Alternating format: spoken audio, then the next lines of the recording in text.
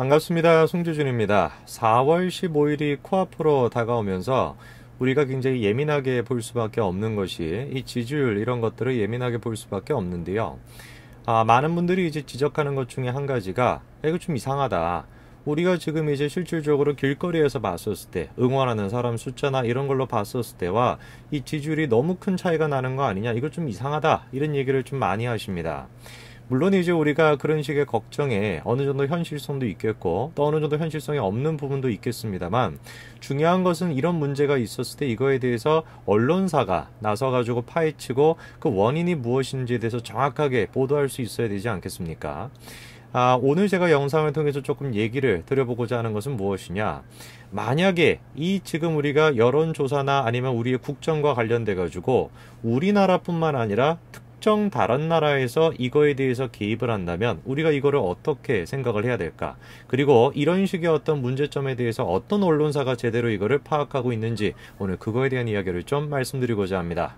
자, 이번에 이런 기사가 하나가 나왔는데, 지금 이제 보시게 되면은 우리나라가 아닌 다른 나라의 문통의 국민청원을 응원하는 뭐 그런 식의 글이 올라온다라는 겁니다.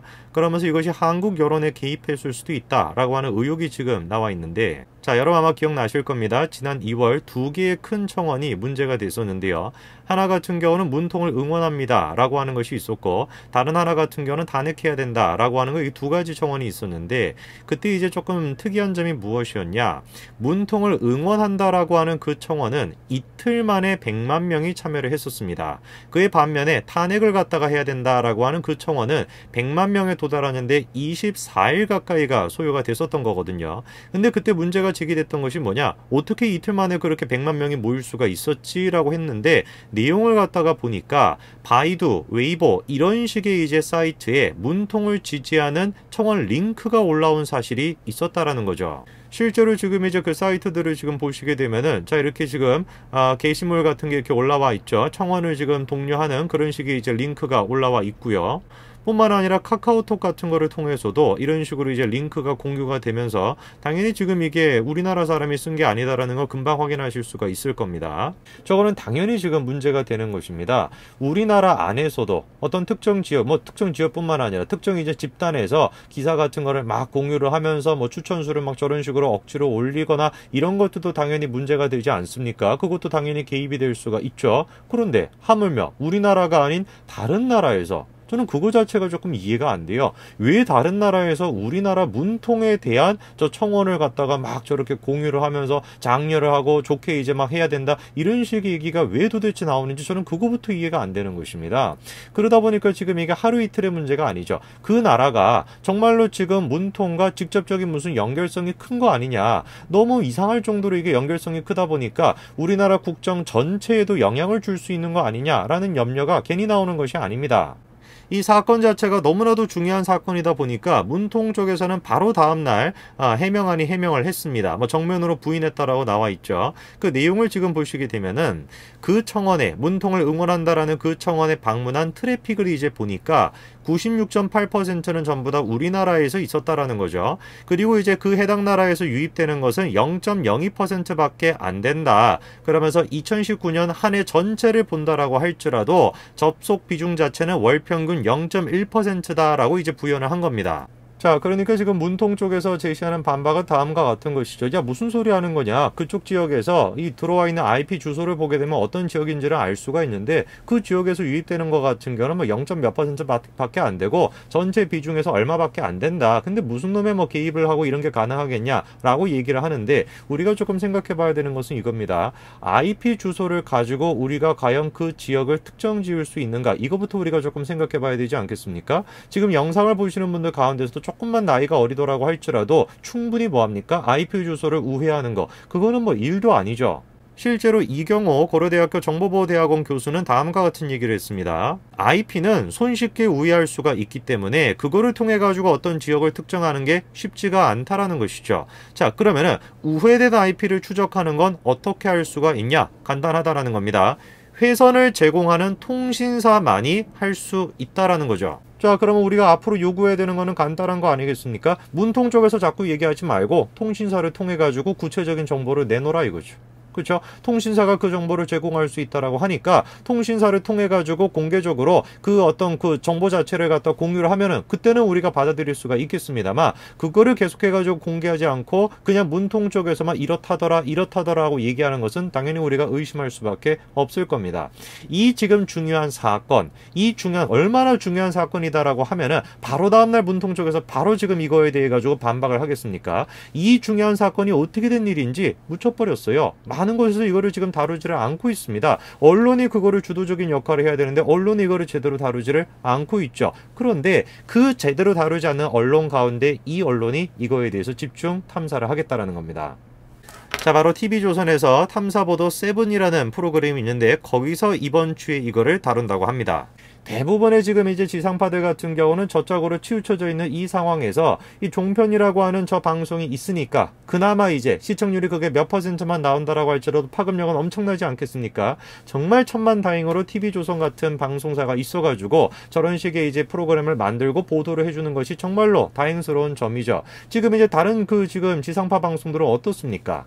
MBC에서 지금 하는 이 탐사기획 스트레이트 이 방송만 하더라도 최근 이제 방송이 되어 있는 내용을 대부분 지금 이제 보시게 되면 지금 어떻습니까? 대부분이 지금 이제 검찰에 대한 얘기거나 아니면 나 의원에 대한 얘기 둘 중에 한 가지로 지금 얘기를 가득 채우고 있죠. 저게 지금 보게 되면 어떤 특정 정당의 기관지 역할을 하는 것인지 무슨 역할을 하는지를 모르겠습니다. 무슨 뭐 정당의 지금 방송인지 구분이 안 될 정도로 최근 몇 달 동안 내고 있는 대부분의 내용들 자체가 지금 한쪽에 치우쳐가지고 저런 식의 보도를 쏟아내고 있지 않습니까? 이런 가운데서 종편이 그나마 이제 이 우리 쪽에 이제 진실을 알려줄 수 있는 그런 역할을 하고 있다 보니까 이 눈에 가시일 수밖에 없죠. 방송인 김 씨도 지금 보니까 뉴스공장을 통해 가지고 공공연하게 뭐라고 지금 얘기합니까? 그러면서 종편 심사에 반영을 해야 된다. 이렇게 지금 구체적으로 얘기하지 않습니까?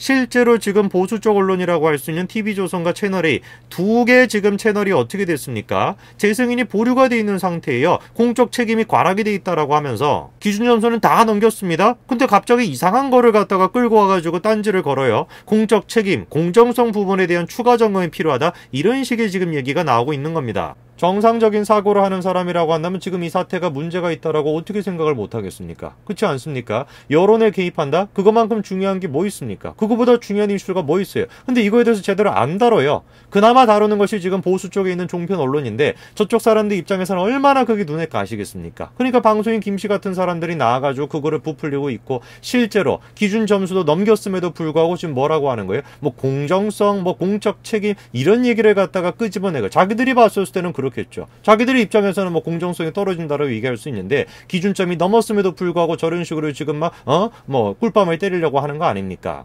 이 지금 여론 개입이라는 것이 얼마나 중요한 이슈냐면은 실질적으로 지금 이제 정치에도 이게 굉장히 중요한 역할을 합니다.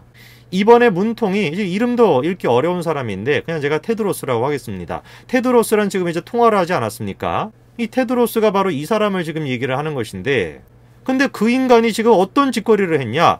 문통 보고 기조 발언을 해달라 이런 식으로 지금 이제 또 얘기를 했어요. 지금 같은 시기에서 저런 지금 직책을 맡고 있는 사람이 와가지고 기조연설을 해달라? 이 얼마나 중요한 정치적인 의미를 갖겠습니까? 4월 15일에 얼마나 중요한 역할을 하겠습니까? 이 지금 제대로 모르는 사람들 같은 경우는 우리가 잘하고 있네. 얼마나 잘하고 있으면 기조연설까지 해달라고 하냐 이렇게 생각하지 않겠습니까? 그런데 저 사람에 대해 가지고 문제점이 하루 이틀 지적된 게 아니에요. 대표적으로 같은 경우는 지금 이제 도널드 트럼프도 그거에 대해서 정확하게 지적하지 않았습니까? 딱 한마디로 정리해서 얘기했죠. 너무 그쪽으로 치우쳐져 있다. 이 지금 편향되어 있다. 라고 하면서 분담금을 보류하겠다라는 그런 취지로까지도 얘기를 했습니다.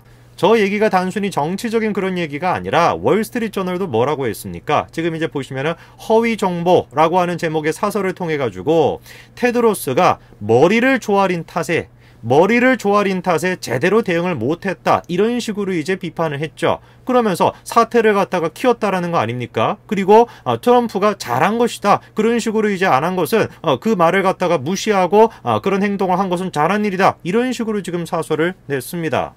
그 정상적인 사고를 하는 사람들은 문제점을 제기할 수밖에 없는 거죠. 뭐냐 이게 도대체 이 지금 그 인간부터 시작해가지고 문통부터 시작해서 그 나라까지 이 세계가 지금 서로 짝짝꿍하면서 지금 난리가 난 거 아닙니까? 이런 식으로 지금 사태가 지금 치닫다 보니까 당연히 우리가 문제 제기를 할 수밖에 없는 거예요. 야 도대체 그 나라가 뭐라고 우리나라 여론에도 영향을 준다라는 것이고 정치에도 영향을 준다라는 거냐? 이거 진짜 문제가 심각하다. 이거에 대해서 철저하게 우리가 조사를 하고 당연히 보도를 해야 되는 것인데 그 역할을 하겠다라고 하는 이 종표는 또 꿀밤을 때리겠다라고 하고 있으니 당연히 이거에 대해서 우리가 문제점을 제기할 수밖에 없는 것이죠. 이거를 우리가 막을 수 있는 방법은 뭐밖에 없겠습니까? 어떻게 해야지 우리가 도대체 이런 의혹들을 갖다가 파헤치고 종편을 지킬 수가 있겠습니까? 4월 15일 날 승리하는 수밖에 없겠죠. 철저하게 우리가 압승을 해야지만 이런 사단을 막을 수가 있을 겁니다. 오늘까지 말씀드리겠습니다. 감사합니다.